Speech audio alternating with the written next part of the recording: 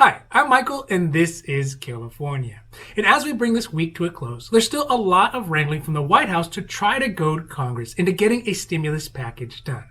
And even though the majority of Congress has already gone home for the August recess, negotiations are still ongoing. And really think about it, why wouldn't they be? We are living in a time of Zoom meetings and work from home. I don't see why Congress wouldn't have to be physically in Washington to hash out a deal. But either way, President Trump is trying to put Congress's feet to the fire by bringing attention to his readiness to get a stimulus check out.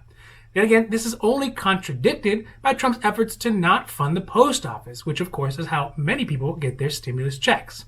But luckily, there is a sliver of good news for people on Social Security Disability, SSI, VA, and railroad retirement benefits, because they will now have more time until September 30th to register their dependents for the extra $500 dependent stimulus check if they previously missed out on them on the last round of stimulus checks.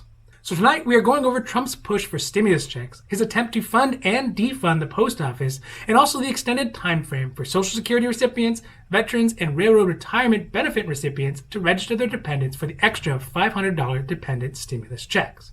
Now this is your 5-minute nightly dose, so let's make this quick. But before we do that, if you like this information, if you find it interesting, if you find it helpful, please don't forget to like and subscribe. That way you can get updates when our newest and most informative videos become available. First, let's talk about the good news that came out today for Social Security recipients. That's people who are on Social Security retirement, Social Security disability, supplemental security income, veterans, and railroad retirement benefits.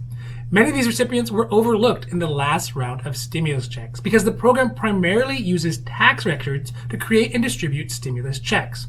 Many Social Security and railroad beneficiaries, they don't actually file tax every year because their income doesn't require them to. This led the system to include them in the $1,200 round of stimulus checks for adults, but often excluded them from their $500 dependent stimulus checks that they are eligible for if they have dependents under the age of 17.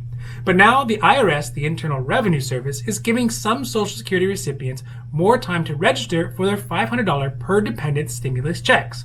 They will now have until September 30th to register for the extra money. It was initially set for April 22nd, but since the IRS only gave a 2-day notice, well, it wasn't really practicable for anybody to really take advantage of the extra time.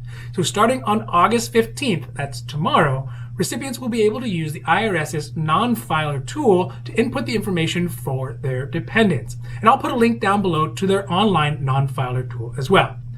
Now, if anybody misses the September 30th deadline, then they will be required to file a tax return and receive the $500 credit on their 2020 tax return. Also today, President Trump utilized his power of the tweet to put pressure on Congress and Democrats to come back to the bargaining table. In his tweet, he said that he is ready to take action on stimulus checks, municipal aid, and small business loans. But he included that Democrats are holding all of this up. Later, he acknowledged that he is not actually able to do any of these things on his own, since he doesn't have the ability to allocate funding, but clarified that what he meant by ready is that he is waiting for Democrats to approve these policies. But while we wait for all of those things to get worked out, Trump earlier this week attempted to undermine some of the Democrats' negotiating position by issuing executive orders that provided temporary unemployment benefits, eviction protections, and payroll tax holiday.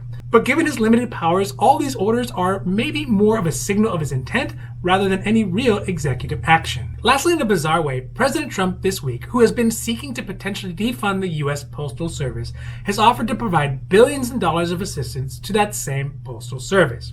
Over the last few weeks, the president has been accosting the USPS, accusing it of not being able to handle the prospect of an all-mail-in ballot election, and being complicit in a Democratic-led campaign for voter fraud in this next election. He has been repeating this for weeks now, although these sentiments are not backed by any evidence. But today, he said he is willing to approve the billions of dollars in funding that Democrats are requesting. $25 billion for the USPS and $3.5 billion specifically for resources related to the election. He said he's willing to authorize these amounts if Democrats are willing to pass the next round of stimulus package. This is despite on Thursday openly admitting that he was against the USPS funding because he believed it would help Democrats in the next election. So needless to say, this week has been a bit of a strange one. There are more and more people suffering because of the lockdown and the pandemic. Congress went on vacation, and Trump is trying to defund the post office. But at least now there's some extra time for those Social Security recipients, that's people on SSI, SSDI, Social Security Retirement, and VA, and the railroad benefits, to register for their $500 dependent stimulus checks if they missed them on the first round.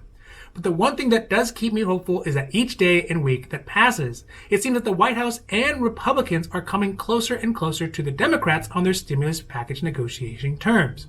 Which means that if all goes well, hopefully we can get another round of stimulus protections for our frontline workers and additional food benefits at least by September. So for all of you out there struggling, hold on, stay positive. Because the situation, it can't last forever.